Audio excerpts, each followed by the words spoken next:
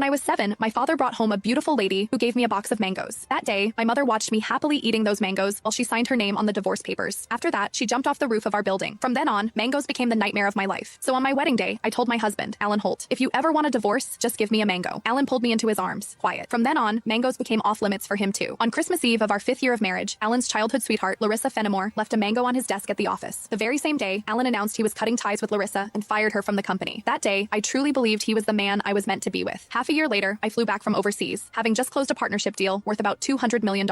At the celebration dinner, Alan handed me a drink. After I had finished half the glass, his so-called childhood sweetheart, the woman who had been kicked out of the company, stood behind me with a big grin and asked, "Does the mango juice taste good?" I stared at Alan in disbelief, and he was trying hard not to laugh. "Don't be mad. Larissa insisted I played a little joke on you. I didn't actually give you a mango. I just gave you a bottle of mango juice. But I think she's right. The fact that you don't eat mangoes is a real problem. You were really enjoying that juice just now." My face went cold. I lifted my hand and threw the rest of the mango juice in his face, then turned around and walked away. Some things are never a joke. I wouldn't kid around with mangoes or divorce. Ms. Mendez, your stomach condition flared up again because of stress and emotional triggers. If there's something you really don't like to eat, you mustn't force it down again. The next time might not just be a stomach ache. We might have to remove part of your stomach. Stay in the hospital for observation for 1 day and contact your family as soon as you can. When I heard the doctor say that, I went completely quiet. For the sake of a new project, I had been overseas for 39 straight days, working day and night, and I finally made it back in one piece. I never expected that at the celebration dinner, one glass of mango juice from Alan would land me right in a hospital bed. Out of habit, I tapped open my pinned chat on WhatsApp, typed 2 words, and then realized something felt off. Looking closely, I confirmed that it was Alan Holt. He had just changed his profile picture. Now, it was a green mango. While I was staring blankly at the chat window, Alan's call came through. He sounded cold. "I'm already home. Where are you?" I said nothing. Any other time, I would soften my voice and act like a spoiled little girl with him. But tonight, I honestly didn't know what to say. Alan sounded annoyed. "Myra, how long are you planning to keep this up?" "I'm at the hospital." Alan went quiet. He had never shown much interest in my health. He would never have guessed that one glass of mango juice from him would send me straight to the emergency room. "Stay put at the hospital. I'm coming over right now." I didn't want to deal with him, but my body was so weak that I didn't feel like moving at all. Time dragged by. The doctor came in to check on me 3 different times, and Alan still didn't show up. Right before I went to sleep, I glanced at my phone one last time and saw Larissa Fenimore's new post on her social feed. "Every time I get hurt, my knight in shining armor shows up. I'm so lucky." The picture under it was a shot of Alan putting a bandage on her. Larissa's profile picture was a yellow mango. It was pretty, but it made me sick. Alan and I had known each other for 10 years, and he had always known exactly where my bottom line was. After so many years in business, he also knew perfectly well how to keep a proper distance from other women. But now, he kept crossing that line again and again. In that case, our marriage and the newest project I had negotiated no longer needed to exist. I had closed a $200 million deal in West Arkin that could have changed the company's future, but at that moment, it didn't matter anymore. When I woke up the next morning, Alan hadn't sent a single message or made a single call. I wasn't even angry. After the follow-up check confirmed I was fine, I went straight home to a 5,300 square foot luxury villa that Alan and I had bought the previous year. 7 years ago, when we graduated, we squeezed into a basement room and shared 1 cup of instant noodles. 5 years ago, when we registered our marriage, we ate at a street food stall and went home with a tiny 4-inch cake. Now, I was alone in a huge empty house, nursing my wounds by myself. I figured I would get used to it eventually. I was reviewing the divorce papers the lawyer sent me when Alan finally came home.